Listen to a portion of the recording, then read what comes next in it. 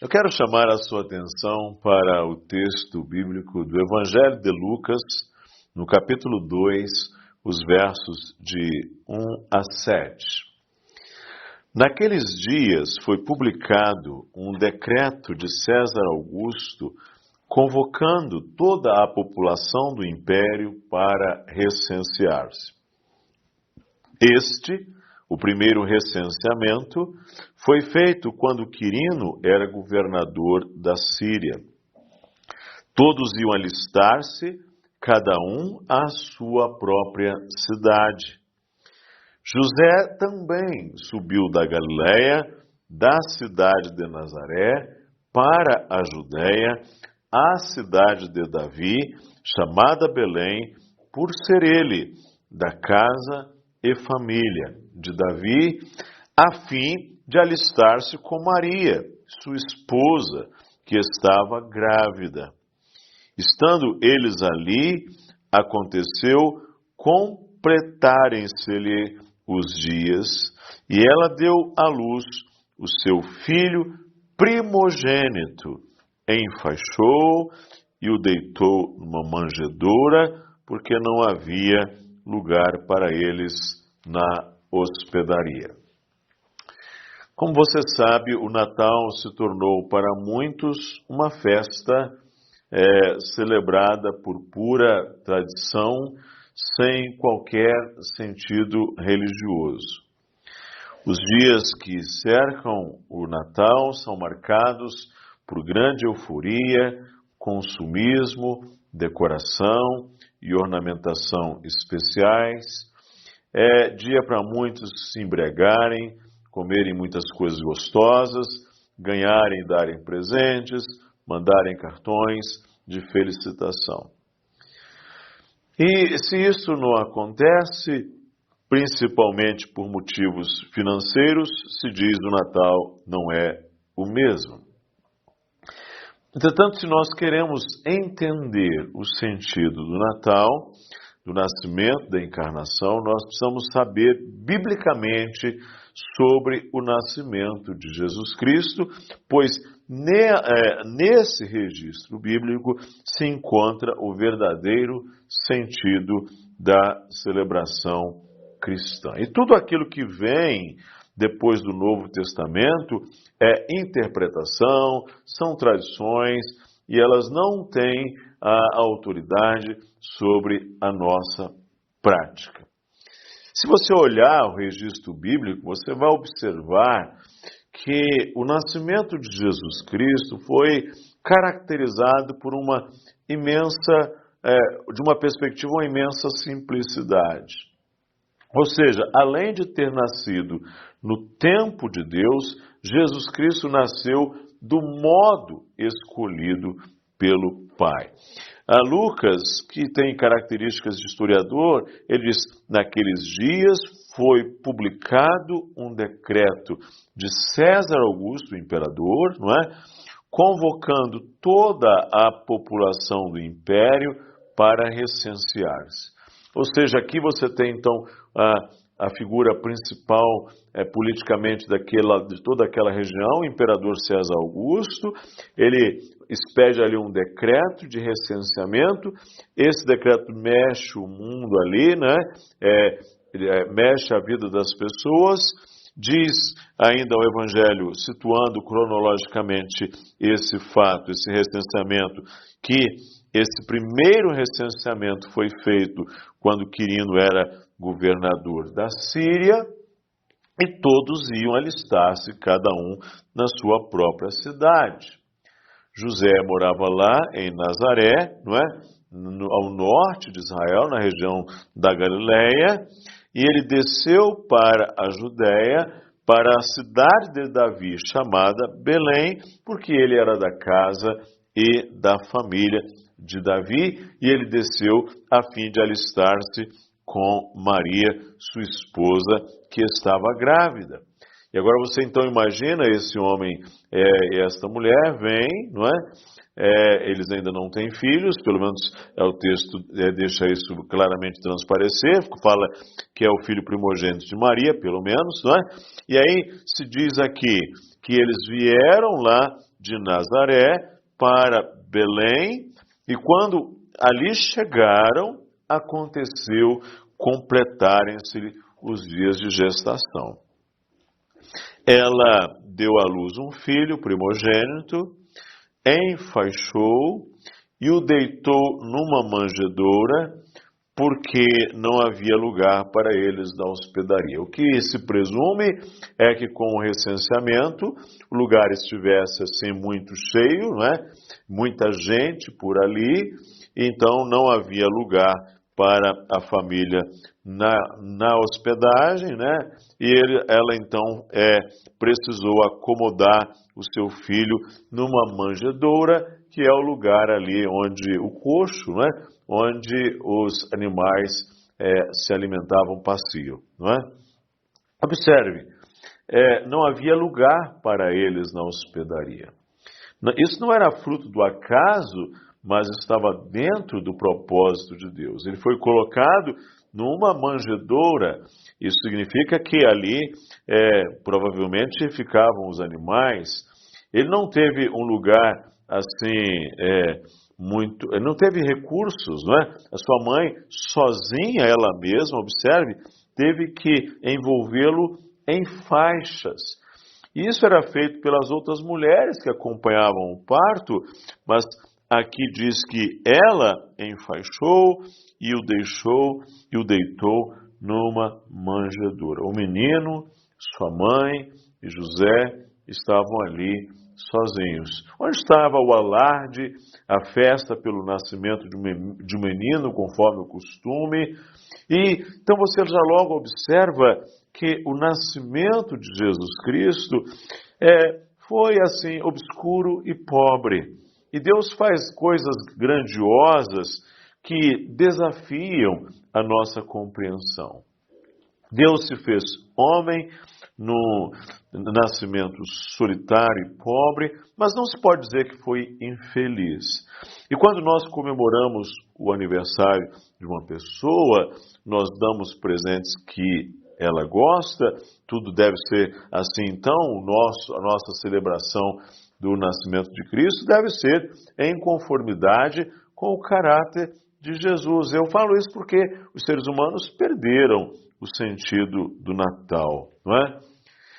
A história humana tem sido marcada por momentos incomuns, raros, extraordinários, e o nascimento de Cristo foi um acontecimento assim, marcado por diversas realidades fora do comum.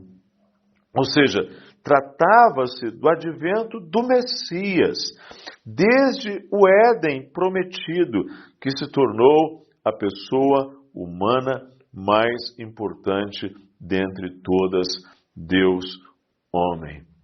E o nascimento do Messias, o Cristo prometido, a palavra Cristo é uma palavra grega para traduzir esse ungido, né, esse Messias, foi um acontecimento extraordinário, em circunstâncias extraordinárias, e ali você já vê se revelando uma genuína adoração. Graça, fé e adoração.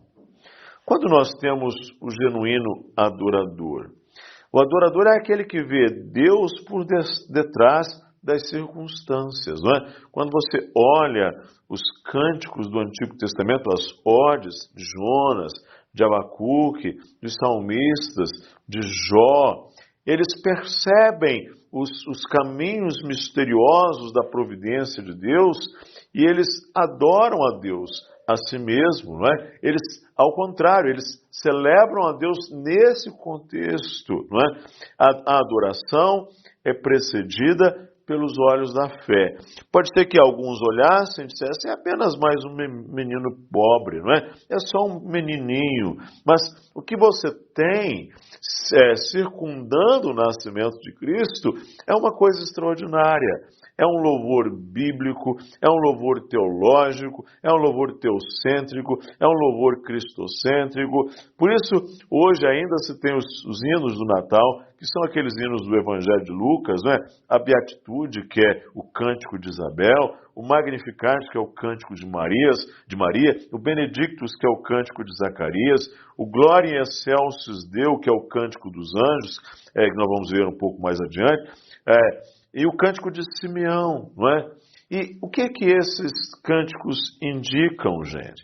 Indicam esse louvor pela encarnação do Filho de Deus, não é? Pela vinda do Filho de Deus a esse mundo. Esse Jesus Cristo que é divino e humano. Jesus teve uma vida normal, como qualquer ser humano, desde o seu nascimento até a morte, sendo inclusive tentado em todas as coisas, mas sem pecado. Ele foi considerado pelos seus contemporâneos como um homem especial. Certamente um ser humano, ele sangrava, sentia dor, sentia sede, sentia fome, mas ele é mais do que um simples homem. Ele é o Messias. Ele é o Filho do Deus vivo. Ele é o Deus Emanuel, Deus conosco. Ele é o Messias, o Rei. E assim, isso é muito importante. E quando esses personagens que circundam o nascimento de Jesus contemplam o menino na manjedoura, eles não veem apenas um menino. Eles veem o Rei, o Messias. E o tema do reino de Cristo já veio, né? O reino de Deus é chegado, é algo predominante em o Novo Testamento. Então, essa época do nascimento de Cristo pode ser também para nós, em que celebramos o nascimento de Cristo, uma época para nós meditarmos, ponderarmos nestas coisas. Quando você vai ao relato aqui de Lucas mais adiante, não é? Dirá que Maria, porém, guardava todas estas palavras, meditando-as no coração. Ou seja, Maria que tem um coração meditativo, que tem assim sensível, não é? Sensível ao comando, à orientação, ao direcionamento de Deus, ela não demonstrou surpresa, posto que ela fora preparada para tal eventualidade pela mensagem que ela recebera da parte do anjo. E ela tem aí uma tranquila reflexão sobre os muitos acontecimentos que se precipitaram em tão curto espaço de tempo, e ela pondera acerca do significado do nascimento do seu filho. Então é possível viver esse tempo em grande euforia e até em grande histeria, sem tirar desse momento qualquer fruto espiritual duradouro. O rei está aqui na manjedoura, mas é um perigo. É um perigo de a gente desvincular esse berço da cruz, não é? É um antigo hino que se diz que na manjedoura em que está Jesus a repousar, eu posso ver a sombra de uma cruz. É um grande perigo desvincular o berço da cruz e até mesmo colocá-lo acima da cruz. Vamos entender isto. Porque sem o Calvário, onde Cristo foi crucificado, Belém não teria muito significado, não é? Mas muitas das pessoas que vão a Belém todos os anos ainda não foram ao Calvário. Elas sabem tudo sobre o nascimento de Jesus, mas elas não entendem o significado da morte dele. Elas gostam de cantar o hino Cristo em Belém, Noite Feliz, mas elas ainda não podem cantar aquele hino Morri na cruz por ti. E como alguns também de nós, crentes, temos culpa, responsabilidade nisso, porque nós muitas vezes ensinamos nossos filhos bastante sobre Jesus, como menino, mas pode ser que às vezes nós ignoremos, nós negligenciemos falar de Jesus como o homem da cruz. Isso não quer dizer que falar sobre Jesus em Belém não é desejar, ao contrário, é parte dessa trajetória de Cristo, é muito importante, mas nós não devemos desconectar, desvincular essa manjedoura de toda uma trajetória da vida de Cristo, não é? E mais, de colocar mais ênfase no berço do que na cruz de Cristo.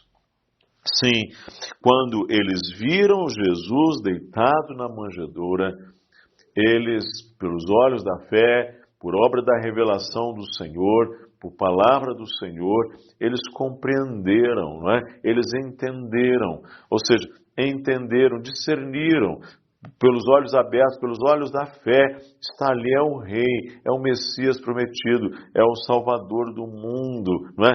Maria ponderava, meditava todas essas coisas, naquele momento, não é? Cercado de imensa simplicidade, ela deu à luz o seu filho primogênito, enfaixou e o deitou numa manjedoura, porque não havia lugar para eles na hospedaria. Nesse momento de imensa simplicidade, o Senhor está agindo ali, não é? Os caminhos sábios da providência de Deus estão ali em curso, não é? Você sabe, a nossa sociedade é muito superficial, é muito inquieta, ela vem se especializando em 3 coisas: barulho, velocidade, multidões. E às vezes a gente pode passar por esse período do Natal sem refletir, sem ponderar com o coração. Essa meditação é a digestão do espírito, não é? O que é a digestão? É o relaxamento dos músculos e dos aparelhos, não é? E quando nós meditamos nessas coisas, isso é uma espécie de digestão do espírito. Então, leia sobre o nascimento de Jesus, medite nas promessas de Deus, considere as profundidades do amor de Deus, o seu plano, vá ao encontro do seu coração, não é? Pondere essas coisas ali em Belém, na manjedoura, deitado. Não está apenas mais um menino pobre, não é? Está o Filho de Deus, que um dia foi à cruz, e nós precisamos então colocar o nascimento dentro dessa perspectiva ampla, dentro desse espectro amplo que foi a vida, o ministério de Jesus, que é prometido pelo Antigo Testamento, não é? Desde o Éden, prometido pelos profetas e reis, não é?